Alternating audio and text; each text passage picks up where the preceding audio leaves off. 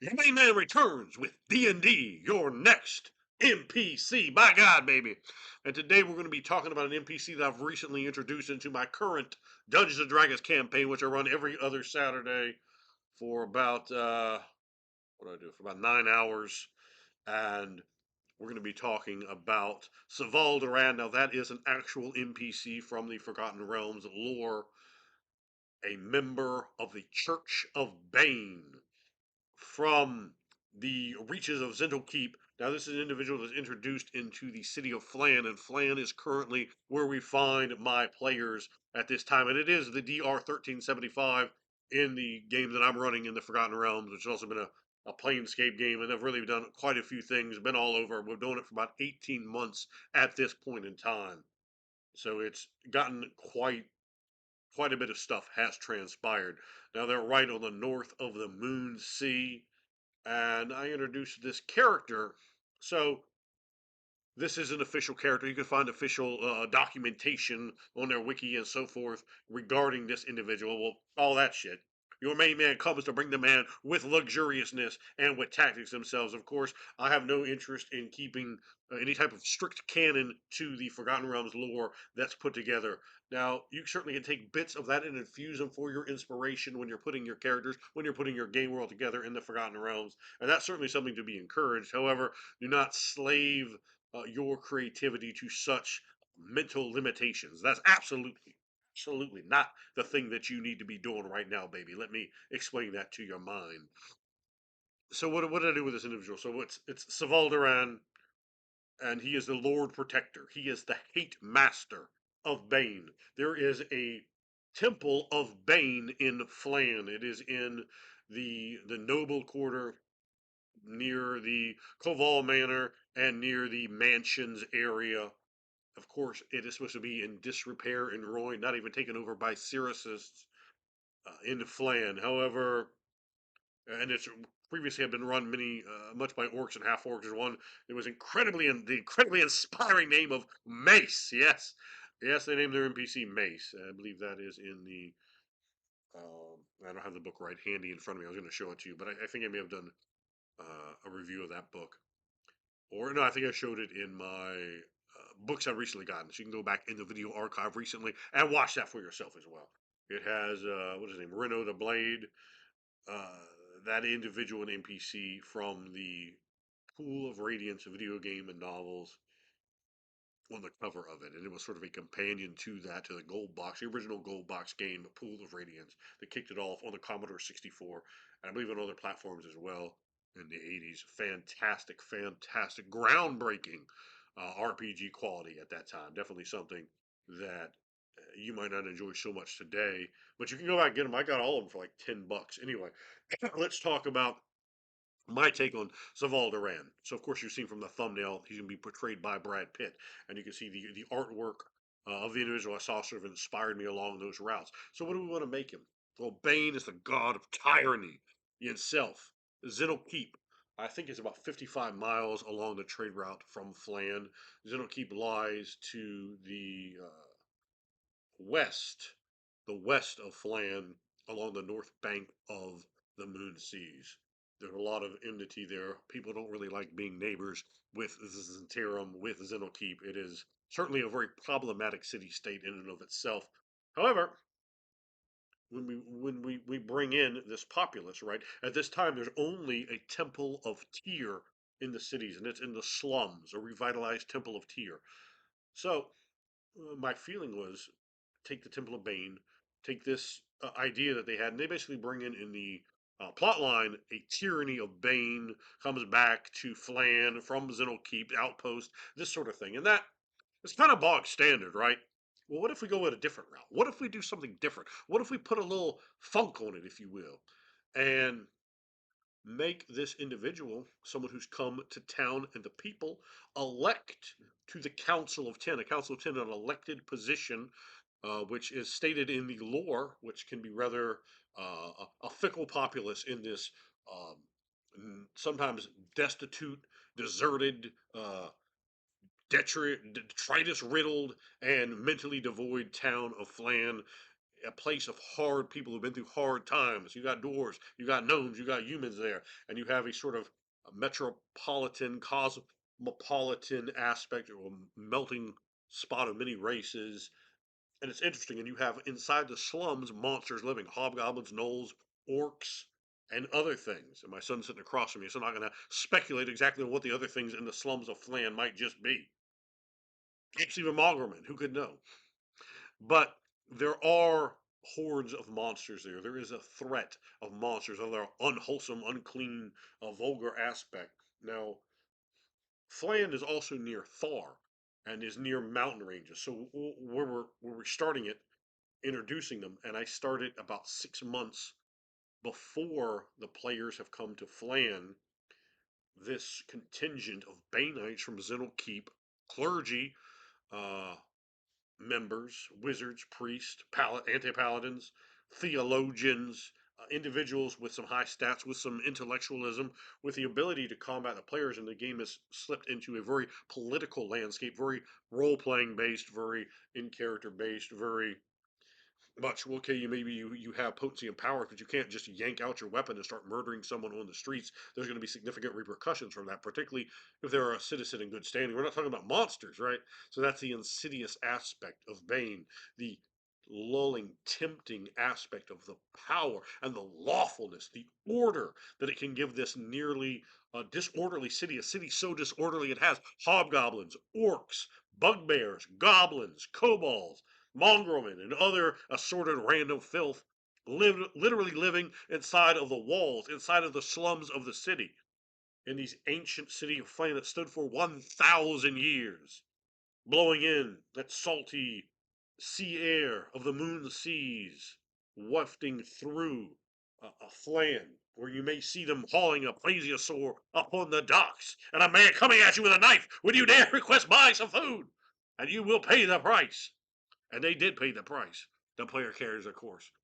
But this man, I decided to make him regal, elegant, eloquent, charismatic, just oozing with it. Nice, friendly, polite, engaging, endearing. An individual that gives you a smile and a nod, and will give you time, will talk to you, and will put you over. He knows about you. He has a massive network of informants and information brokers and gatherers, and he speaks to the players. He speaks to the people. When he's introduced into the city coming in, there was an invasion, 16 fire giants trying to bust their way into New Phlan from far, from high range mountains. Who can know where they're from? So we introduce the character. We play Ozzy Osbourne's Killer of Giants, and the people of the town love him. There's a resurgence.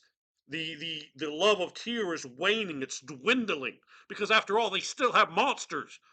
The poor people still have monsters coming to their bed, but now not merely the I think it's about 250 guards they have. And oddly enough, a new fact on Phlan, they have one of the highest female guard positions. A lot of females. I think 40% of their guard at that time is made up with females.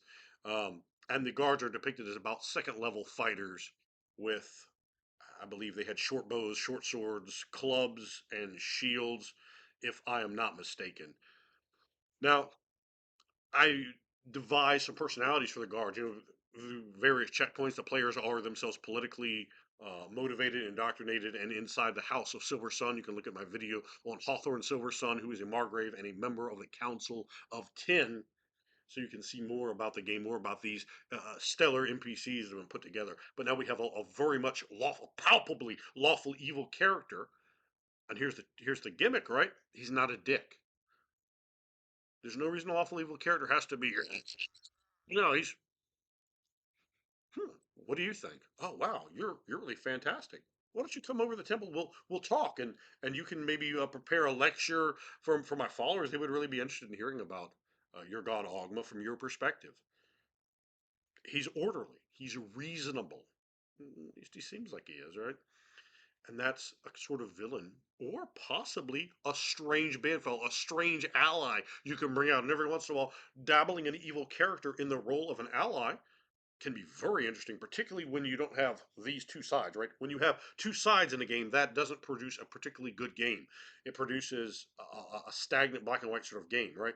Have lots of nuance, have lots of sides, lots of individuals, and have an individual like Cvaal Daoran playing the role of, you tapping out? You can say. He's that's my son. If you he was sitting here getting a front row seat for the action. But when you have an individual like that, and they are of a certain faith, and you can use that with any sort of really evil or really orderly God that may be otherwise problematic. It may have problematic views, slavery, these sort of things, oppression, and you insert an individual who defies the sort of characteristics you are expecting to see. That can cause a player some pause. It's not, oh, we have to go eradicate this individual. That's a really easy setup. I can throw a little bit of heat on something and get the players a little huffy and getting them to smash on someone. But when you don't know if you can actually put your back to someone who you do know is evil right off the bat. The guy's lawful evil. He's very, very lawful evil. He's not barely lawful and he's not barely evil. He's very lawful and he's very evil.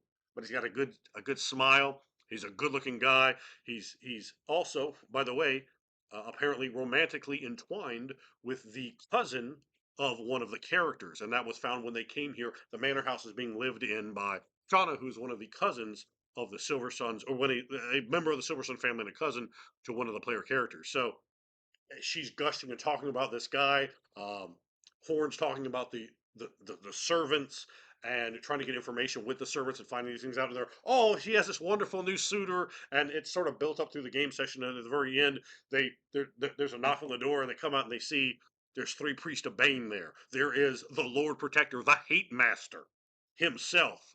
You know, a man from Fazel Shimbrel from Zental Keep, and he's bringing this aspect of, oh, here's gifts, oh, the house is nice, so hey, oh, I know who you are. He already knew all the NPCs, even my son's character who's a knoll. He's talking to him and saying, oh, you're a ranger of the north. Oh, that's really fantastic. We'd love to hear more about that. We're very interested in hearing about that. We would like to know.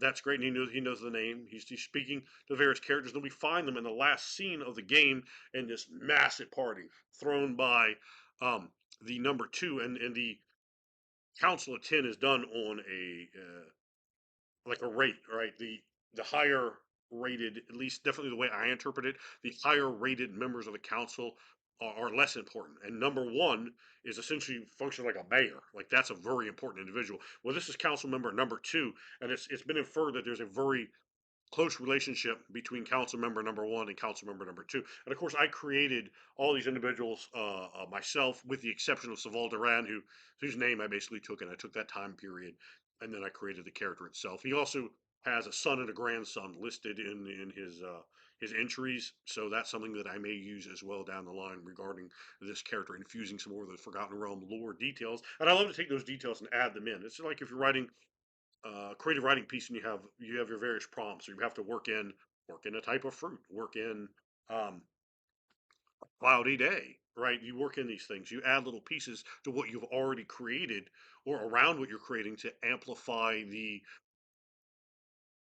interest, making it different. And when something is thrown in there and a little different, that can definitely help to get players to really immerse themselves because you have extra levels of detail, things outside the box that you weren't thinking about. When you add that, and that can be great.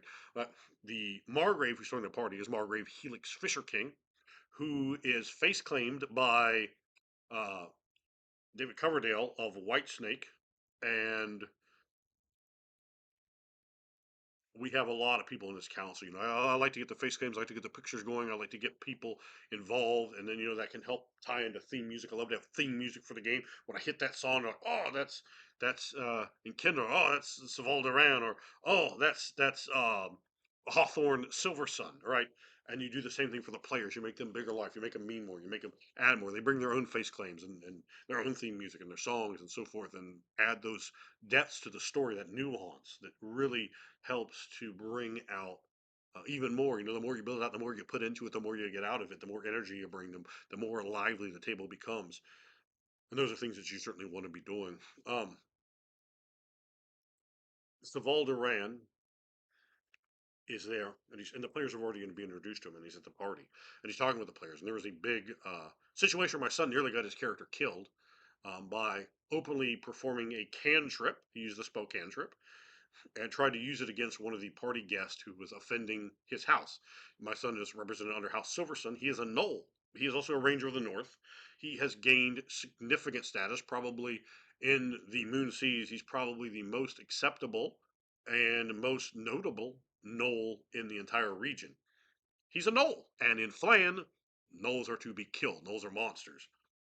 There have been a series of bribes paid. A lot of has gone around with the officials in the city, the guards and so forth, particularly by the character played by my friend Namoon, who is Horn, to help bring some knowledge and some awareness of Atlet, Orion's character, the 7'7" Knoll, who is what's your character's strength? What's his strength? 18. 18 what? Sorry, no, no, 57. Hmm. His strength is like 1857, which that's a big strong character in the AD&D game. So this allows them. He's known, and he's not to the point of he's being tested out and allowed into things, and he made a giant faux pas, and a group of wizards nearly obliterated him, and he was escorted out of the Cvaal uh, mansion, which has been taken over in this DR in my world by Helix Fisher King. So that is something very interesting as it created the situation. There's another enemy. There's a very clearly identified enemy towards the Silver Suns, and they see the priest of Bane is putting his hands out and had already done that. Hey, I want to be your friend, and he doesn't say it like that. And what they see is the priest of Bane is actually very popular with the populace. He won a vote and was voted into office. The guard, who they have spent a lot of time bribing and talking with, love the priest of Bane. They love Cvaal Daoran, and the sentiment for Bane is very high. The like of Bane is very high. Bane will protect us. We're in uncertain times, right? We've been through some of those, so we're going to give away our freedom. There's no one saying that, but and we're going to accept the order, the rule, the security, and the strength of the Black Gauntlet of Bane. So there are those positive qualities when you're dealing with something evil that you need to sort of bring to the forefront. And when you put the honey-eyed words and a quick wit, a mental acumen, an ability to uh, be pleasant, be easy to deal with, and be a hand that can provide help, how far will the players take that hand? And that's something you can definitely take to dress up for your villains. And when there's a great Roddy Piper quote, just when they think they have all the answers, that's when I change the questions.